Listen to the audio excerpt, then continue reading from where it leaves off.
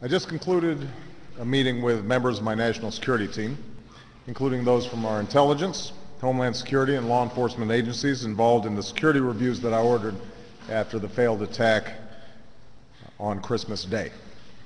I called these leaders to the White House because we face a challenge of the utmost urgency. As we saw on Christmas, Al-Qaeda and its extremist allies will stop at nothing in their efforts to kill Americans. And we are determined not only to thwart those plans, but to disrupt, dismantle, and defeat their networks once and for all. As you can see, President Obama very reactive to the December bombing, as it's come to be known, when the alleged terrorist almost set off a bomb on that plane that was landing in Detroit.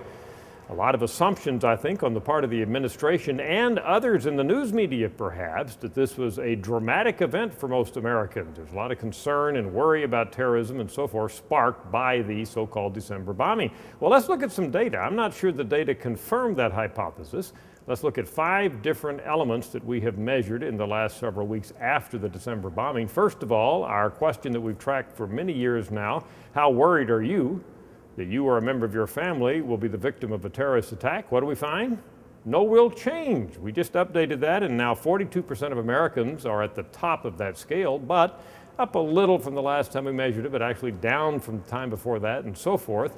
If you look at the long-range picture here, we're just not seeing any kind of precipitous uptick here in early January in terms of Americans' worry about being the victim of a terrorist attack.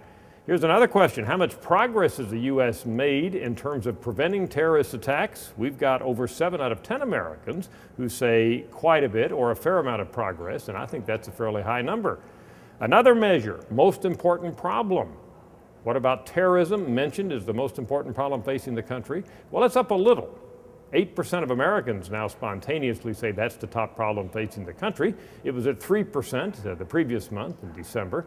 That's gone up and down in the years since 9/11, oftentimes into double digits, way above the 8% that we're seeing now. So I don't think that that's an indication that Americans have become consumed with concern about terrorism after this latest attack. We also asked air travelers in our recent poll whether or not the December bombing incident per se made them more concerned about their safety when they travel. You can interpret these results as you would. 70% of air travelers said no change in their concern. 29% said they were more concerned, but at least a significant majority of air travelers say the December bombing had no impact whatsoever on their angst or worry when they travel.